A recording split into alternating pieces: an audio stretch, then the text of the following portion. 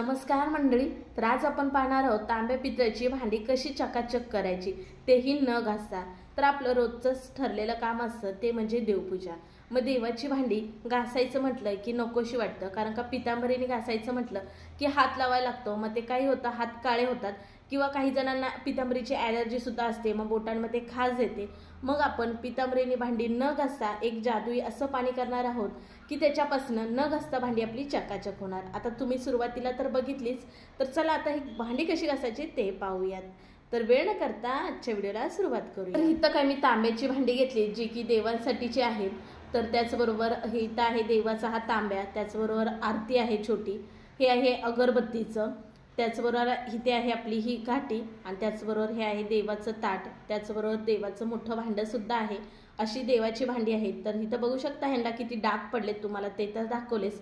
तर आज आपण न घासा असं जादुई पाणी करणार आहोत ज्याच्यापासनं आपली भांडी एकदम चकाचक असं होणार. तर आता ते पाणी कसलं करायचं ते पहिलं पहा. तर आपल्याला काय घ्यायचं माहिती आहे का, सेंट्रिक ॲसिड, ह्याला लिंबू सत्व म्हणतात. तुम्हाला कुठल्याही दुकानामध्ये सहज मिळून जाईल. इथं आपल्याला लिंबू सत्व हे 1.5 चमचा इतकं घ्यायचं आहे. आता इतकी भांडी आहेत ना, ह्याच्यासाठी इतकं लिंबू सत्व पुरे होतं. तुमची जर भांडी भरपूर असतील तर लिंबू सत्व तुम्हाला जास्त घ्यायला लागेल. तर 1.5 चमच इतकं लिंबू सत्व घातलं, अर्धा चमच इतकं मीठ आणि अर्धा लिंबू पिळून घेतलेला आहे. कारण माझी भांडी सुद्धा थोडी आहेत.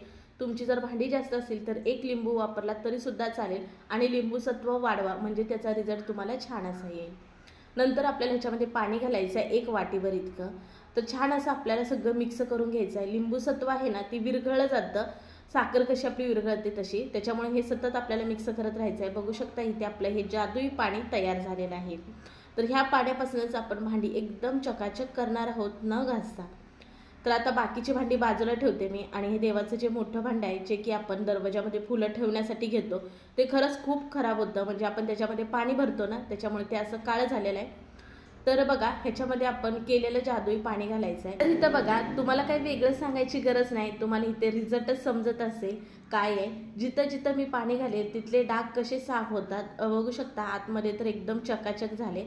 आता जिथं जिथं आपलं पाणी लागेल का नाही, तिथं तिथं स्वच्छ होणार. म्हणजे इथं हाताची काहीच गरज नाही. बघू शकता इथे मी चमच्याने कशा प्रकारे जिथं डाग आहेत ना तिथे असे घासते, तर ते सहज निघले जातात.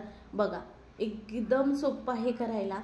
तर अशा पद्धतीने करायचं आहे. तर ह्या भांड्याला एक ना एक डाग निघणार, कुठंच राहणार नाही की असा डाग राहिलेला आहे. जिथं जिथं इथे हे पाणी लागेल तिथं ही जागा क्लीन होणार आणि आपले डाग सुद्धा निघणार. बघा आता इथे जिथं जिथं डाग जास्त दिसतात तिथं मी पाणी लावते. मी बोटाने चोळत सुद्धा नाही, हात सुद्धा लावत नाही, अगदी मी चमच्यानेच पाणी घालते. तर तिथे साफ होते, म्हणजे डाग आपले निघून जातात. तर अशा पद्धतीने आपल्याला करायचं आहे. तर बाहेरनं सुद्धा अगदी तसंच करायचं आहे. तर बघा जिथे डाग आहे तिथे पाणी घातल्यानंतर किती चकाचक असं होतं. आता आतमध्ये बाहेर काय होतं माहिती आहे का, पाणी आपलं ते राहत नाही आहे, तर त्याच्यामुळे ते तुम्हाला तसं दिसत असेल. पण बघू शकता जर पाठीमागच्या भागाला इथे मी पाणी घातलं आणि बोटाने चोळते तर किती चकाचक झालेलं आहे. बघा जसं काय आपण पितांबरीने घासलो असंच झालेलं आहे. तर तांब्याची भांडी किंवा पितळेची भांडी घासायची म्हटलं तर आपण पितांबरीने घासतो. तर बघा पितांबरीची काही जणांना ॲलर्जी असते, अगदी माझ्यासारखं बोटांच्या मध्ये खाज होते, किंवा पितांबरीने भांडी घासायचं म्हटलं की हातसुद्धा काळे होतात, बराचसा वेळसुद्धा जातो. आता तुमचं असं काहीच होणार नाही. फक्त तुम्हाला एक पाणी बनवायचं आहे, आणि बघू शकता इथे सगळीकडनं पाणी लावून पूर्ण भांडे चकाचक करून घेतलेलं आहे. स्वच्छ पाण्याने धुवून घेतलं. मग एका कात्याला इथं मी डिशवॉशर लावलेलं आहे, आणि बघा त्यांनी अशा प्रकारे एकदा घासून घेत आहे. तुम्ही नाही घेतला तरी सुद्धा चालेल, पण ह्याच्यामुळे ना आपलं भांडं बराच वेळ चांगलं राहतं, जास्त खराब होत नाही. ह्याच्यामुळे असं घासून आपल्याला घ्यायचंच आहे. तुम्ही एखाद्या साबणाने वगैरे आपण भांडी घासायची असते का नाही, त्यांनी घासून घेतला तरी सुद्धा चालेल. तर अशा प्रकारे सगळीकडनं घासून घ्यायचं आहे, आणि मग स्वच्छ असं धुवून घ्यायचं आहे आपल्याला. आणि बघा रिझल्ट तुमच्या समोर आहे, एकदम चकाचक असं हे भांडं निघालेलं आहे. पण मात्र आपल्याला इथे काळजी घ्यायची, ती म्हणजे खूप महत्त्वाची. एका वेळेस आपल्याला एकच भांडं घासून घ्यायचं आहे, म्हणजे लिंबू सत्व पाण्याने धुवून घ्यायचं आहे, त्याचबरोबर घासून स्वच्छ नळाखाली धुवून घ्यायचं आहे, आणि मग कोरड्या कपड्याने आपल्याला हे भांडं पुसून घ्यायचं आहे. मग हे भांडं आपल्याला सुकत ठेवायचं आहे. न पुसता जर तुम्ही ठेवलात तर ह्या भांड्यांवरती पुन्हा डाग पडतील, त्यामुळे ही मात्र काळजी तुम्हाला घ्यायची आहे. तर बघू शकता एकदम चकाचक इथं आपलं भांडं निघालेलं आहे. बघा न घासता आपण किती सोप्या पद्धतीत देवांची भांडी घासू शकतो. बघा एकदम चमकत आहे. हे भांडं तर खरंच खूप खराब होतं, कारण आपण ह्याच्यामध्ये पाणी भरून ठेवतो आणि फुलं ठेवतो त्याच्यामुळे. आता हे तर क्लीन झालं. आता देवांचा असणारा तांब्या तो सुद्धा आपण कसा क्लीन करायचा ते पाहणार आहोत. तांब्यावर सुद्धा बरेच असे डाग पडलेले आहेत. तर आपल्याला काय करायचं आहे, तिथे आपल्याला हे पाणी घालून घ्यायचं, जादुई पाणी. बघा जिथे मी पाणी घालते तिथे डाग नाहीसा असा होतो. आता तुम्ही म्हणाल की मोठं भांडं घेऊन त्याच्यातच लिंबू सत्व, मीठ, लिंबू घालून भांडं त्याच्यामध्ये बुडवलं तर चालेल का म्हणून.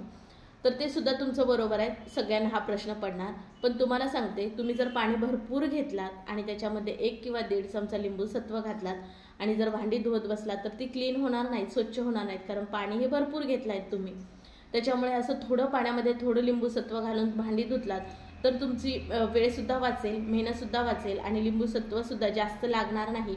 तुम्ही जर पाणी भरपूर घेतलात तर त्याच्यात लिंबू सत्वसुद्धा तुम्हाला जास्त प्रमाणात टाकायचं आहे. तुम्ही तसं केलात तरी सुद्धा चालेल. पण मला तर हीच पद्धत आवडते, सोपी सुद्धा वाटते. बघू शकता इथं तांब्याला सुद्धा मी अशा प्रकारे धुतलेलं आहे. लिंबू सत्वाचं पाणी चमच्याने घातलेलं आहे आणि हाताने चोळून घेतलं. म्हणजे जिथं जिथं डाग आहेत ना तिथं ते निघले जातील. तांब्याच्या बघा खाली वगैरे डाग असतात, मग ते जरा हाताने चोळले का ते निघले जातात. कारण लिंबू सत्वाचं पाणी सगळीकडेच लागत नाही, कुठेतरी कोपऱ्याला डाग राहतो. मग ते आपण हाताने चोळले ना तर सगळे डाग निघले जातात. तर स्वच्छ असा तांब्या झाला की नळाखाली धुवून घ्यायचा आहे आणि मग काथेने आपल्याला अशा प्रकारे एकदा घासून घ्यायचा आहे आणि मग तो स्वच्छ असा धुवून घ्यायचा आहे. बघा किती आहे करायला सोपं आणि तांब्या सुद्धा अगदी चकाचक झालेला आहे. हा तांब्या माझा खूप जुना असा आहे तरी सुद्धा अगदी नव्यासारखा चकाचक झालेला आहे. बघा किती चमकत आहे. रिझल्ट तर तुमच्या समोर आहे. आता आपल्याला सेम प्रोसेस तीच करायची आहे. तांब्या स्वच्छ असा घासून धुवून घेतल्यानंतर आपल्याला कोरड्या कपड्याने पुसून घ्यायचा आहे अशा प्रकारे आणि तो सुद्धा सुकत ठेवायचा आहे. जर तुम्ही असाच ठेवला तर त्याला डाग पडतील, त्यामुळे ती काळजी घ्यायची. तुम्हाला जर असेच माझे छान छान व्हिडिओ पाहण्यासाठी आपल्या चॅनलला पटकन सबस्क्राईब करून घ्या, म्हणजे मी नेहमी तुमच्यासाठी हेल्पफुल असे व्हिडिओ घेऊन येत राहील. तर आपला इथे तांब्या सुद्धा एकदम चकाचक असा निघालेला. तुम्ही ही भांडी ना फॅन खाली किंवा उन्हामध्ये थोड्या वेळासाठी सुकून घेतलात ना तर ह्याला डाग हे अजिबात पडले जात नाहीत. नंतर बघा आपल्या बाकीच्या काही वस्तू आहेत त्या सुद्धा आपण क्लीन करून घेऊयात. तर इथं आहे हे अगरबत्ती लावायचं स्टँड. तर त्याच्यात सुद्धा आपल्याला अशा प्रकारेच लिंबू सत्व जे आहे ते घालायचं आहे आणि चोळून घ्यायचं आहे. जसं चोळेल तसं याची चमक वाढत चालली आहे. बघा इथं रिझल्ट तुमच्या समोर आहे आणि जिथे डाग आहे असं वाटतं तिथं आपल्याला हे लिंबू सत्वाचं पाणी घालायचं आहे. आता इतक्या भांड्यांसाठी मला 1 वाटी हे लिंबू सत्वाचं पाणी पुरे झालेलं आहे. त्याच्यामुळे भरपूर असं लिंबू सत्वाचं पाणी करून वाया घालवण्याची काहीच गरज नाही. तर असं थोडंच तुम्ही पाणी करून ना ह्याच्यामध्ये भांडी क्लीन करून घेऊ शकता. नंतर आपलं ताट बघा, त्या ताटामध्ये सुद्धा खाली लिंबू सत्वाचं पाणी आहे. तर ते सुद्धा आपल्याला आतमधून चोळून घ्यायचं आहे, म्हणजे तिथं सुद्धा आपलं हे ताट आतमधून क्लीन असं निघलं जातं. आता पाठीमागची बाजू बघा, तिथे सुद्धा आपल्याला असं लिंबू सत्वाचं पाणी घालून चमच्याने जरी चोळलात ना तुम्ही तरी सुद्धा डाग निघले जातात आणि हाताने जरी चोळलात तरी सुद्धा डाग निघले जातात. बघा जरा हाताने चोळून घ्यायचं, म्हणजे जे जास्तीचे डाग असतात ते छान निघतात आणि आपलं भांडं जे आहे ते चकाचक असं होतं. तर इथं मी हाताने अशा प्रकारे चोळून घेतलं, म्हणजे सगळीकडेच हे डागांना ना पाणी लागेल म्हणून. व्हिडिओ जरा सुद्धा आवडला तर व्हिडिओला लाईक करायला विसरू नका. व्हिडिओ जास्तीत जास्त लोकांपर्यंत शेअर करा. आणि बघा छान असं इथे भांडं आपलं चकाचक झालेलं आहे. मग आपल्याला एकदा हे भांडं घासून घ्यायचं आहे, म्हणजे ह्याच्यावरती डाग राहत नाही. आता हे सुद्धा छान असं आपल्याला धुवून घ्यायचं आहे आणि धुतल्यानंतर सुद्धा आपल्याला मस्तपैकी इथे रिझल्ट दिसत असेल बघा बरं. आणि आता आपण जे अगरबत्तीचं स्टँड होतं ना ते सुद्धा इथे मी बाजूलाच ठेवलं होतं घासून, ते सुद्धा आता क्लीन करून घेते. आणि आता आपल्याला हे सुद्धा छान असं कोरड्या कपड्याने पुसून ठेवायचं आहे. बघा बरं किती फायदेशीर तुमचा व्हिडिओ आहे. पितांबरीने वेळ सुद्धा लागतो आणि हात सुद्धा आपला खराब होतो, काळा होतो. तर तुम्ही पटकन जादुई पाणी करा आणि चकाचक देवांची भांडी अशी करा. आता राहिलेली बघा आपली घाटी राहिली होती आणि देवांचा दिवा राहिला होता, तो सुद्धा आपल्याला ह्याच पद्धतीने साफ करून घ्यायचा आहे. तर जेवढं पाणी राहिलेलं होतं लिंबू सत्वाचं तेवढं मी अगरबत्तीच्या दिव्यामध्ये ओतून ठेवलं होतं पाणी. म्हणजे ना तो जरा जास्तच खराब झालेला असतो आपला दिवा, तेलकट चिवट असतो, त्याच्यामुळे पाण्यात घालून ठेवला होता हा. तर बघा नंतर मी काथेने अशा प्रकारे घासून घेतला, म्हणजे छान चकाचक असा दिवा सुद्धा निघालेला आहे, गाठी सुद्धा निघालेली आहे. मग तुम्ही सुद्धा नक्की एकदा ह्या पद्धतीत देवांची भांडी अशी क्लीन करून बघा. आणि तुमच्याकडे दुसरी जरी पितळेची भांडी असतील ते सुद्धा क्लीन करू शकता. फक्त तुम्हाला सांगितलेल्या टिप्स इथं फॉलो करा. तुम्हाला सांगितलेलंच आहे, तुम्ही पाणी करून त्याच्यात लिंबू सत्व घालून भांडी बुडवून घेऊ शकता. पण तिथं मात्र काळजी घ्यायची आहे, पाणी भरपूर आणि लिंबू सत्व जर कमी घातलं तर तुम्हाला रिझल्ट असा भेटणार नाही. त्याच्यामुळे शक्यतो करून छोट्याच वाटीमध्ये तुम्ही हे जादुई पाणी करा आणि मग अशी भांडी क्लीन करून घ्या। बघा रिझल्ट तुमच्या समोर आहे, किती चकाचक अशी आपली भांडी झालेली आहेत। जशी काय नवीनच भांडी आणलीत अशी आपली झालेत। आणि हे बघा आपण देवाचं पाणी जे भरून ठेवतो भांडं ते तर किती खराब झालतं, काळं कुट्ट झालतं, पण एकदम चकाचक नव्यासारखं झालेलं आहे। आता तुम्हाला अर्धा तास भांडी घासत बसायची अजिबात गरज पडणार नाही।